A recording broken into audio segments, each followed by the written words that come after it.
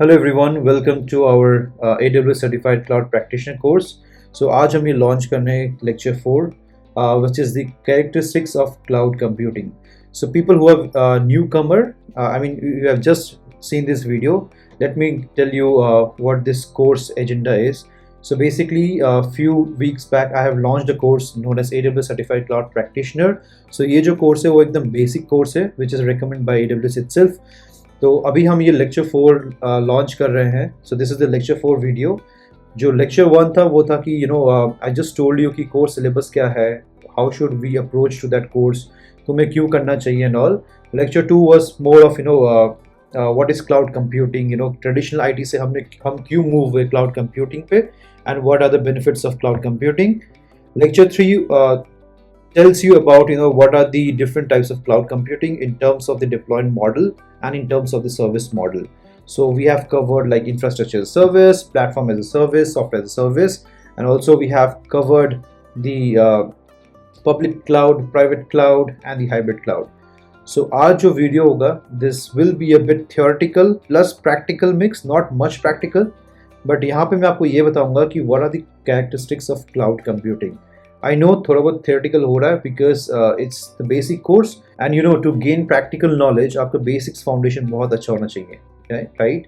So that's the reason कि यहाँ पे आपको starting में थोड़ा practical मिलेगा. Post this video I guess we will be starting our practical session much more. वहाँ पे हम एकदम AWS console पे जाएंगे और फिर हम देखेंगे कि different services कैसे behave करते हैं. But for now let's focus on lecture 4, that is characteristics of cloud computing. So basically there are 5 important characteristics of cloud computing. So first one is on-demand self-service. मैं अभी सब कुछ बताऊंगा एक एक करके, बट ये जो 5 है, ये 5 बहुत इंपॉर्टेंट कैरेक्टरिस्टिक्स है. इट्स वेरी इंपॉर्टेंट कि आप ये नोट डाउन कर लो because it's very important for the exam as well. And अगर आप अपनी ग्रेजुएशन में हो, you are pursuing your BTech, तो वहाँ पे भी ये पॉइंट ज़रूर आता होगा. So let's deep dive into each one of the topic ताकि आपको पता चल जाए what are the most important characteristics of cloud computing. So first one है on demand self service, then we have broad network access, third one is resource pooling, fourth is rapid elasticity and fifth is the measured service. तो अब हम बात करते हैं एक एक करके कि ऑन डिमांड सेल्फ सर्विस क्या होता है and followed by number 2, 3, 4 and 5. Okay. So on-demand self-service. Users can provision computing resources like servers, storage or database automatically without requiring human interaction with the service provider. Meaning, users can provision, configure or remove resources instantly by themselves without calling, emailing or waiting for the provider. So जैसे आपको नाम से पता चला होगा ना, इसको बहुत easy में पढ़ते हैं, ठीक है. On-demand self-service यानी कि on-demand का मतलब जब तुम्हें चाहिए तब, सेल्फ सर्विस मतलब खुद ब खुद, है ना, किसी की हेल्प की जरूरत नहीं है आपको. तो यहाँ पे यही बोला है कि आपको जब जरूरत पड़ेगा यूजर्स कैन प्रोविजन, कॉन्फ़िगर और रिमूव. आप प्रोविजन भी कर सकते हो, कॉन्फ़िगर भी कर सकते हो और डिलीट भी कर सकते हो रिसोर्स को instantly without waiting for the provider या without depending on the service provider. यहाँ जो सर्विस प्रोवाइडर है इसका मतलब है जहाँ से आपने क्लाउड सर्विसेज का सब्सक्रिप्शन लिया है, चाहे वो अमेजोन हो, चाहे वो माइक्रोसॉफ्ट का एजर हो, चाहे गूगल का GCP हो या डिजिटल ओशन हो एंड एक्सेट्रा एक्सेट्रा एक्सेट्रा, कोई भी सर्विस प्रोवाइडर आपने लिया हो. So on demand self service का मतलब यही होता है कि this is the beauty of cloud computing कि आपको जब चाहिए आप तब कॉन्फ़िगर कर सकते हो, जब चाहे आप डिलीट कर सकते हो, जब चाहे आप प्रोविजन कर सकते हो. आपको किसी पे डिपेंड होने की जरूरत नहीं है. Example, a developer creates a virtual server instantly using the AWS Management Console in Amazon Web Services without contacting support. Support in the sense जो AWS के tech support है या कोई भी AWS के जो भी प्रोवाइडर के इंजीनियर्स है, उनको बिना रीच आउट किया आप क्या कर सकते हो, अपना वर्चुअल सर्वर भी क्रिएट कर सकते हो. सिर्फ वर्चुअल सर्वर नहीं, ये तो जस्ट एन एग्जाम्पल है. आप यहाँ पे कुछ भी सर्विसेज कर सकते हो. जहाँ पे ये लिखा हुआ है ऊपर देखिए, users can provision computing resources like servers, storage, database, whatever you want. It will be instantly on demand and that too as a self service. ठीक है. तो अब हम जाते हैं एक AWS मैनेजमेंट कंसोल पे और देखते हैं कि ये सच में सही है या नहीं है. जब मुझे वर्चुअल सर्वर चाहिए तभी मुझे मिल सकता है या नहीं, चलो देखते हैं. ओके, तो अब मैं क्या हूँ, AWS के कंसोल में हूँ. अभी आपको इसके बारे में कुछ पता नहीं होगा कि मैं यहाँ पे क्या हूँ, मतलब मैं यहाँ पे क्यों आया हूँ, ये क्या है, ये सब चीज़ें तो हम इसके बाद नेक्स्ट लेक्चर में बात करेंगे जब मैं आपको बताऊंगा कि AWS अकाउंट कैसे खोलते हैं. ठीक है। तो अभी के लिए आप ये सब छोड़ दो जानना, अभी बस ये देखो कि हम वर्चुअल सर्वर कैसे स्पिन करते हैं, ठीक है। अब देखो यहाँ पे जो इंस्टेंस रनिंग लिखा है, यहाँ क्या लिखा हुआ है, 0, यानी कि कुछ नहीं है मेरे पास रनिंग, राइट। मैं फिल्टर हटा भी देता हूँ, फिर भी मेरे पास कुछ नहीं है यहाँ पे। अब देखते हैं जो कैरेक्टरिस्टिक्स है क्लाउड कंप्यूटिंग का, ऑन डिमांड सेल्फ सर्विस, ये सच में सही है या ऐसे ही बोला गया है, ठीक है। तो हम यहाँ पे क्या करेंगे, एक वर्चुअल सर्वर स्पिन अप करेंगे, यानी कि एक वर्चुअल सर्वर प्रोविजन करेंगे और फिर उसके अंदर देखेंगे कि हम उसके अंदर लॉगिन कर सकते हैं या नहीं कर सकते, ठीक है। तो सबसे पहले हम लॉन्च इंस्टेंस में क्लिक करेंगे। मैं यहाँ पे कुछ भी दे देता हूँ, जैसे दीपक सर्वर, ठीक है। यहाँ पे अभी कोई भी आप यहाँ पे क्या कर सकते हो, मैं आपको बस नॉर्मल बता रहा हूँ अभी, बट यहाँ पे आप ऑपरेटिंग सिस्टम यूज़ कर देख सकते हो आपको कौन सा चाहिए। अभी हम अमेजोन लिनक्स ही लेते हैं, ठीक है। इसका आर्किटेक्चर क्या है, 64 बिट वगैरह वगैरह, उसमें कौन सा CPU है, कितना रैम चाहिए आपको, ये सब, ठीक है। तो ये सब नहीं देखते हैं अभी। एक यहाँ पे SSH क्रिएट की करना है, क्योंकि मुझे अगर लॉगिन करना है इस सर्वर पर तो ऑब्वियसली मुझे एक SSH की चाहिए, राइट, तभी लॉगिन हो पाएगा। तो यहाँ पे हमने ये ले लिया। अब ये सब छोड़ दो, आप ये सब जानने की ज़रूरत नहीं है, बाद में हम बात करेंगे, बट अभी के लिए हम बस ये देखते हैं कि ये हमें अलाउ भी करता है या नहीं करता है, ठीक है। अब जाते हैं इंस्टेंस में, अब रिफ्रेश करते हैं। देखिए आई थिंक 1 मिनट से भी कम में हमने क्या कर दिया, वर्चुअल सर्वर स्पिन अप कर दिया है, राइट। अब हम इसके अंदर हम लॉगिन भी कर सकते हैं। तो यानी कि फ्रैक्शन ऑफ सेकेंड में आपको किसी की भी हेल्प की जरूरत नहीं पड़ी, आपने एक वर्चुअल सर्वर खुद ब खुद लॉन्च कर चुके हो आप, right. So that's the beauty of cloud computing, all you need is an internet connection and boom you are there. आप कुछ भी कॉन्फ़िगर कर सकते हो, कुछ भी चीज़ें चला सकते हो यहाँ पे, ठीक है।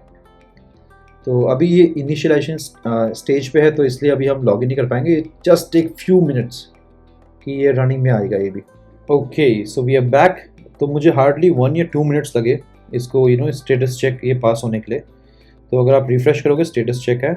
अब यहाँ पे लॉगिन करके देखते हैं, राइट। लॉगिन करने के लिए यहाँ पे कनेक्ट पे दबाओ, हमें SSH करना है तो हमें यहाँ जाना पड़ेगा। मैं अपना टर्मिनल ऑन करता हूँ, फिर आपको दिखाता हूँ कैसे होता है, ठीक है। मैं अपने डाउनलोड फोल्डर्स में आ गया हूँ, बिकॉज मैंने वहीं पे डाउनलोड किया होता, आई होप सो, मुझे अभी याद नहीं है, वो जो पहले से डाउनलोड किया है मैंने वही यूज़ किया है SSH की। देखते हैं ये यही होना चाहिए। वैसे तो हमने CH मोड से उसको रीड ओनली दे दिया है ताकि वो उसको ये PEM फाइल को रीड कर पाए। अब हम यहाँ पे लॉगिन करेंगे, ठीक है। तो देखो अब ये देखना आप कि हम यहाँ से, मैं पहले अपने डेस्कटॉप में था, राइट, मैकबुक प्रो। अब यहाँ पे मैं अपने EC2 user, as a EC2 user मैं इस यहाँ पे आ चुका हूँ, उस वर्चुअल मशीन के अंदर आ गया हूँ। Let's confirm.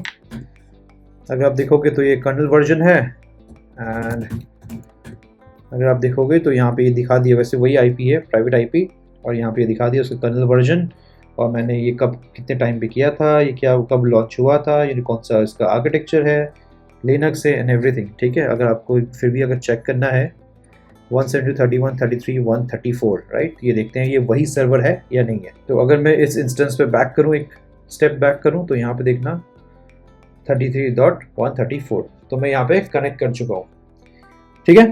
तो यानी कि just with a few single click मैंने यहाँ पे क्या कर लिया, अपने वर्चुअल सर्वर को मैंने स्पिन अप कर लिया without anyone's help, right. So that's what on demand self service का मतलब होता है, ठीक है। So this is the very most important characteristics of cloud computing. Let's go to the second point, broad network access. So resources or services are available over the internet and accessible from various devices. Example, mobile phones, tablets, laptops and workstations. है ना। तो यानी कि इसमें क्या बोला है कि जो भी आप रिसोर्सेस यूज़ करते हो क्लाउड का या सर्विसेज यूज़ करते हो, वो आपको क्या होता है कि कहीं से भी आप उसको एक्सेस कर सकते हो. All you need is an internet connection. Example, you access your files stored in Google Drive from your laptop, tablet or smartphone anywhere with the internet access. अगर आप देखोगे इवन गूगल ड्राइव में अगर आप कुछ भी फोटोज़ अपलोड कर देते हो, तो आप देखोगे कि ऐसा नहीं है कि आपको उसी वर्क स्टेशन से वहीं पे जाके ही लॉगिन करके ही आपको मिल पाएगा. नहीं, आप अपने लैपटॉप में भी उसको लॉगिन करके यूज़ कर सकते हो, आप फ़ोन्स में भी यूज़ कर सकते हो. आप फ़ोन से लॉगिन किया गूगल ड्राइव पे एंड आप वहाँ से डाउनलोड कर सकते हो. आपको क्या चाहिए होता है? Just internet connection, right. तो अगर आप कहीं पे भी वर्ल्ड में हो, आप आज यूएस में हो, आज आप इंडिया में हो, कल आप ऑस्ट्रेलिया चले जाओ, बट ऐसा नहीं है कि आपको उसका ड्राइव का एक्सेस नहीं मिलेगा, because you have an internet connection, you have your user name password जिससे आप गूगल के वेबसाइट में लॉगिन हो जाओगे and then you can download the resources whatever you have, right. अगर यहाँ पे हम ट्रेडिशनल आईटी की बात करते हैं, चलो ट्रेडिशनल आईटी की बात नहीं भी करते, अगर नॉर्मल बात करते हैं, अगर आपने हार्ड ड्राइव में भी रखा होता, राइट, तो आपको उस हार्ड ड्राइव का एक्सेस चाहिए था, राइट। तो आपको हार्ड ड्राइव जरूरी होता अगर आपको वहाँ पे कोई भी अगर आपके वीडियोज हैं, फोटोज या एक्सेस करना हो। आप ऐसा नहीं है कि आपका हार्ड ड्राइव इंडिया में, आप यूएस चले गए तो आप उसको एक्सेस कर पाओगे, नो, बिकॉज वो अपलोड ही नहीं है ड्राइव में, क्लाउड में, right. So that's the beauty. तो आप अगर आपने गूगल ड्राइव में रखा हो, आपने वैसे भी कोई भी दूसरा क्लाउड ड्राइव रखा हो, एप्पल का रखा हो आपने, ठीक है, तो आप क्या कर सकते हो, you just need internet connection and you can access it over any devices. So that's known as broad network access. Broad, so it's a very broad and network accesses. You just need an internet access. Let's go to third point. Resource pooling. ये बहुत ध्यान से समझना आप, ठीक है। Resource pooling. The provider's computing resources are pooled to serve multiple consumers using a multi-tenant model with different physical and virtual resources dynamically assigned and reassigned according to consumer demand. Meaning, cloud providers use a shared pool of physical resources, let's say server, storage or networking, to serve multiple customers while keeping each customer data isolated and secure. अगर आपने मेरे lecture 2 या lecture 3 में देखा होगा, शायद lecture 3 में मैंने बताया था पब्लिक क्लाउड के बारे में, तो उसमें मैंने आपको बताया था कि पब्लिक क्लाउड का कॉन्सेप्ट क्या होता है, राइट। तो यहाँ पे यही बोला रिसोर्स पूलिंग, यानी कि रिसोर्स शेयर हो रहा है एक तरह से। तो यहाँ पे लिखा है ना फर्स्ट लाइन पे, to serve multiple consumers using a multi tenant model. इसका मतलब है, तो जैसे अभी आपने वर्चुअल सर्वर स्पिन अप किया था, हमने देखा था, बट वो सर्वर एक्चुअली में कहीं पे उसका जो कैपेसिटी है, रैम है, वो कहीं तो फिजिकल होगा ना कहीं पे। ऐसा तो नहीं है कि वो एक वर्चुअल है तो वर्चुअल ही होगा, उसका एग्जिस्टेंस तो होगा कहीं ना कहीं। तो वो एग्जिस्टेंस कहाँ होगा, AWS पे होगा, क्योंकि हमने AWS का क्लाउड में किया है वो स्पिन, राइट। तो AWS ने, आपने जो कॉन्फ़िगर किया था यहाँ पे, जितना मुझे 1 GB रैम चाहिए, मुझे Amazon Linux का OS चाहिए, तो उसने वो आपको प्रोविजन कर दिया अपने हार्डवेयर पे, राइट, क्लाउड पे। बट इसका ये मतलब नहीं है कि अब आपके छोटे वर्चुअल मशीन को सपोर्ट करने के लिए उसने आपको सर्विस तो दे दिया, आपको दे दिया कि आप कनेक्ट कर लो, आपका IP है, सब कुछ है, कनेक्ट कर लो आप। बट उसके वो पर्टिकुलर जो उसके पास सर्वर होगा, आपके पास ये जो Amazon का जो सर्वर होगा, उसमें से आपको एक छोटा सा भाग दिया है उसने आपको। सो लेट्स से जो Amazon के पास वहाँ पे जो सर्वर रखा होगा अपने डेटा सेंटर पे, लेट्स से उसके पास 100 gigs रैम का रखा था, हमने तो यहाँ 1 GB रैम लिया, तो ऐसा तो नहीं होगा कि वो 99 gigs को वेस्ट कर देंगे आपके लिए, तो आपको डेडिकेटेड तो नहीं मिलेगा। तो वैसे ही अगर कोई दूसरा कंज्यूमर होगा या दूसरा यूज़र होगा, उसने भी वर्चुअल सर्वर मांगा होगा, तो उसने क्या किया होगा, आपको 1 GB का दे दिया। अगर उसने 2 GB मांगा होगा तो उसी 100 में से 2 gigs उसको चला गया होगा। तो समझ रहे हो कॉन्सेप्ट, यानी कि शेयर्ड पूलिंग हो रहा है यहाँ पे। तो इसी को बोलते हैं मल्टी टेनेंट आर्किटेक्चर, यानी कि आपके लिए डेडिकेटेड नहीं है वहाँ पे, आपको शेयर्ड पूल में जाना पड़ेगा। तो आपको एक चीज़ में कॉम्प्रोमाइज़ करना पड़ेगा, शेयर्ड हार्डवेयर में। बट यहाँ पे जो भी सर्विस प्रोवाइडर है वो आपको एकदम शॉर्ट में ये बोलते हैं कि जो भी आपका डेटा होगा वो आइसोलेटेड रहेगा। यानी कि फिजिकली तो सेम है, सर्वर फिजिकल तो वहीं से सर्वर से आपको दिया है, किसी को 1 GB दिया है, किसी को 5 gigs दिया है, किसी को 2 gigs दिया है, बट आपका डेटा यहाँ से वहाँ मूव नहीं होगा। ये श्योरिटी देते हैं क्लाउड प्रोवाइडर आपको।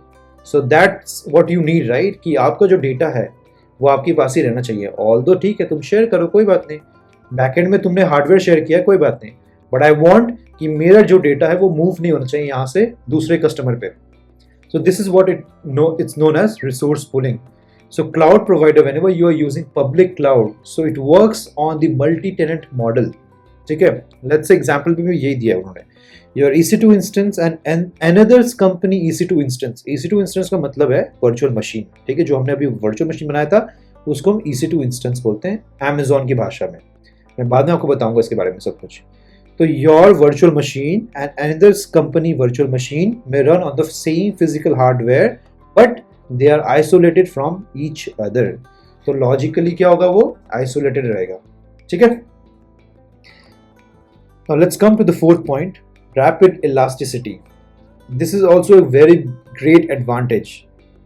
ये ज़्यादा advantage है, I think so, क्योंकि अगर आप देखोगे elasticity, ठीक है, तो what it means, cloud resources can automatically scale up or down based on demand. So to the user, resources may appear unlimited. Let's say, the example दिया है, during live matches of the IPL, streaming platforms experience massive traffic surges. Platforms like Jio Hotstar automatically increase computing resources to prevent buffering and reduce them after the match. तो इसका मतलब है, आप इसको ना एकदम इजी कॉन्सेप्ट में समझो, ठीक है. इलास्टिसिटी एक रबर बैंड की तरह समझो. जो रबर बैंड होता है, राइट, वो क्या होता है, इलास्टिक इन नेचर है, यानी कि आप उसको स्ट्रेच करोगे तो वो स्ट्रेच हो जाएगा, उसको रिलीज करोगे तो वो कंप्रेस होकर अपने ओरिजिनल स्टेट में आ जाता है, राइट. यानी अपने नीड के हिसाब से. आज मेरे पास कुछ मैंने सोचा कि चलो मेरे पास एक न्यूज़पेपर का बंडल है, मैं उसको उसमें रबर बैंड से उसको टाई अप कर देता हूँ, तो उतना छोटा रबर बैंड बन गया. अब मेरे पास एक प्लास्टिक का बॉटल आ गया या बड़ा सा बॉटल आ गया या कैन आ गया मेरे पास 10 लीटर्स का. मैंने सोचा नहीं, रबर बैंड को मैं उससे बांधता हूँ, जस्ट एक एजम्पशन, ठीक है. तो रबर बैंड ने क्या किया, अपने आप को एक्सपैंड कर लिया, right.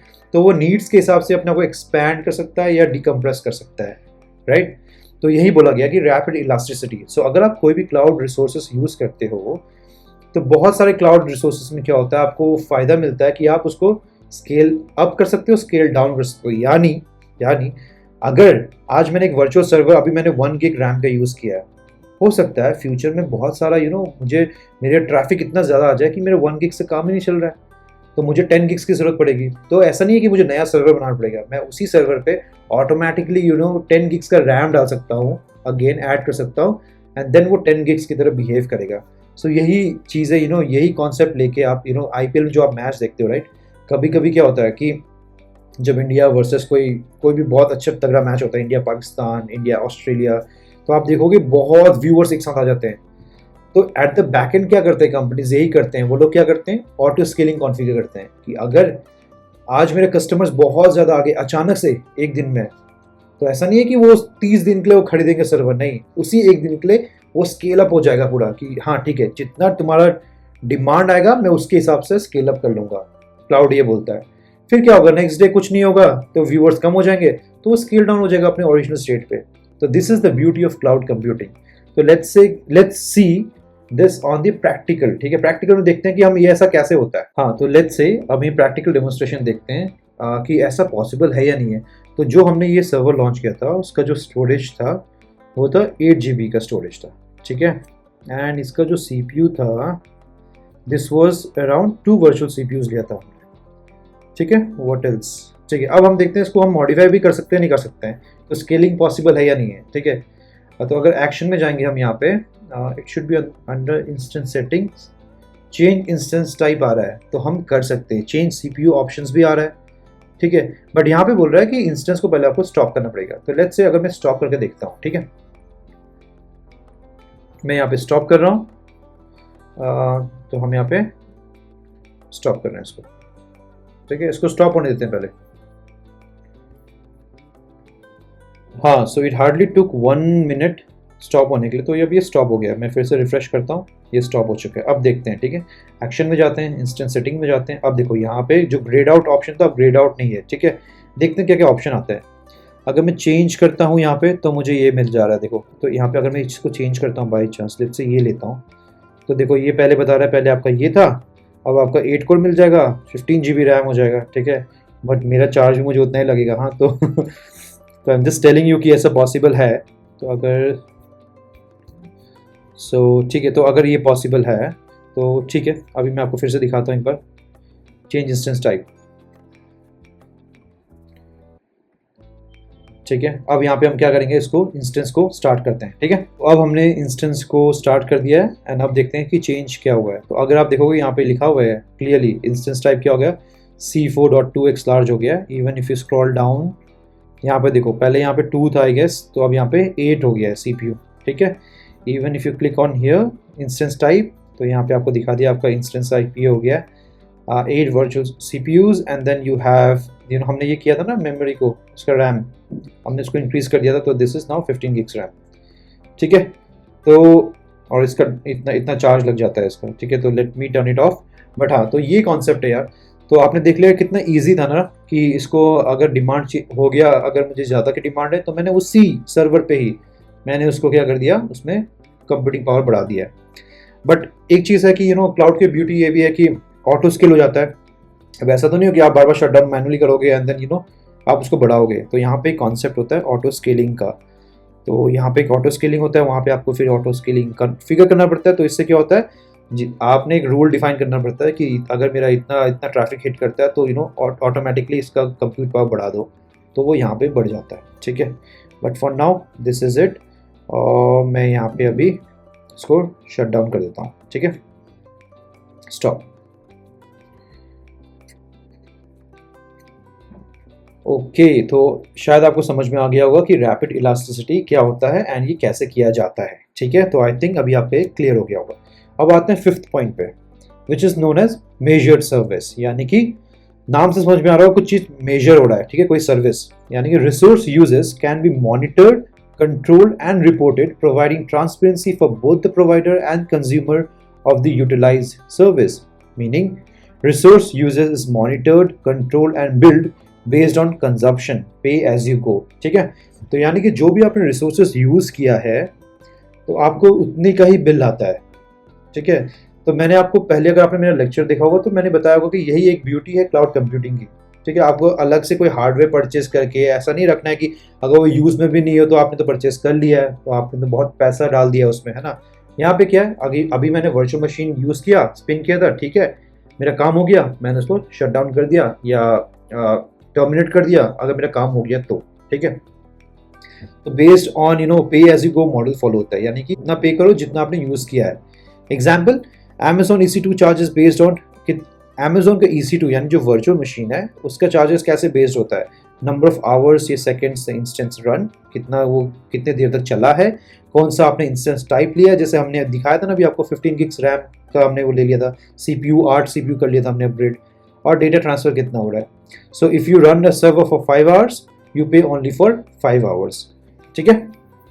So let's see the documentation of AWS। तो अगर आप ये देखोगे, ये पब्लिक डॉक्यूमेंट है Amazon का, ठीक है। उन्होंने EC2 का बताया कि ऑन डिमांड प्राइसिंग क्या रहता है, ठीक है। इफ़ यू सी हियर, ये खुद ने इन्होंने बोला, लेट मी जूम इन, इन्होंने बोला है कि on demand instance let you pay for compute capacity by the hour और सेकेंड, ठीक है। तो आपको ये पे एज यू गो है, या तो सेकेंड्स में या फिर आप आवर में जितना भी आपने किया हुआ है, नो लॉन्ग टर्म कमिटमेंट, ठीक है। आप कभी भी उसको शट डाउन कर दो तो उतने का ही पैसा देना जितना आपने यूज़ किया हुआ है। इवन अगर आप देखोगे रीजन वाइज, अगर हमने सोचो हम मुंबई रीजन पे है, मुंबई, और हमने लिनक्स लिया है, इंस्टेंस टाइप हमने कोई भी जनरल पर्पस लिया हुआ है, CPU हमने अगर उसको वर्चुअल CPU 8 भी लिया है, तो उसका उसने प्राइस बता दिया कि कितना होगा, ठीक है। अगर सपोज करो ये वाला अगर हमने लिया है तो उसका 8 वर्चुअल हो गया, और मेमोरी अगर हमारा 32 गिग्स है तो उसका इतना डॉलर चार्ज लगता है आवरली रेट पे। तो जितना आप चलाओगे उतना, अगर ये 1 घंटे तक चलेगा तो आपको इतना पैसा देना पड़ेगा, ठीक है। इवन तो यहाँ पे लिखा है pricing is per instance are consume for each instance. Data transfer का भी है, तो अगर आपने डेटा ट्रांसफ़र किया है, आई थिंक डेटा ट्रांसफ़र का आउट का रहता है, let me check for Mumbai region again, Asia Pacific Mumbai. तो यहाँ पे भी अगर आप देखोगे तो data transfer in to Amazon EC2 from internet कितना होता है कि कुछ होता नहीं इसमें चार्ज। अगर जो भी डेटा अंदर आएगा कहीं बाहर से तो उसका कोई चार्ज नहीं है, बट अगर आपका डेटा ट्रांसफ़र आउट होता है from Amazon EC2 to internet तो आपको इतना चार्जेस लग जाता है। अगर आपने first 10 TB per month, then next 40 terabyte per month में ऐसा। तो ये सब कैलकुलेशन है। तो इस सिंपल सी भाषा में ये है कि जितना आप यूज़ करोगे आपको उतना ही पैसा देना है, ठीक है। So that's why it's cheap relatively as compare to the traditional IT, क्योंकि आपको ऑलरेडी इंफ्रास्ट्रक्चर बनाने की ज़रूरत नहीं है। आपने बना लिया, आपका काम खत्म, आप उसको बंद कर दो, टर्मिनेट कर दो, फिर आपको कुछ करने की ज़रूरत नहीं होती है। सो आई होप आपको सब कुछ समझ में आ गया होगा। सो आज हमने ये स्टार्ट किया था कैरेक्टरिस्टिक्स ऑफ क्लाउड कंप्यूटिंग क्या होता है, और आज हमने 5 इंपॉर्टेंट पॉइंट से बात किया था। प्लीज़ इसको बहुत इंपॉर्टेंटली आप पढ़ लेना, इसका थियोरेटिकल पार्ट पढ़ लेना, एग्जाम पॉइंट ऑफ व्यू के लिए भी इंपॉर्टेंट है। And if you are pursuing your engineering और BCA कर रहे हो तो उसके लिए भी इंपॉर्टेंट है, उसमें भी एग्जाम में आता है ये, ठीक है। तो आज मैंने आपको थियोरेटिकली बताया प्लस प्रैक्टिकली बताया। अब नेक्स्ट मोस्ट प्रोबेबली हम प्रैक्टिकल में जाएंगे नेक्स्ट लेक्चर, जहाँ पे मैं आपको बताऊंगा कि AWS अकाउंट कैसे स्पिन अप करते हैं, क्या प्रोसेस है। So till the time, take care, bye.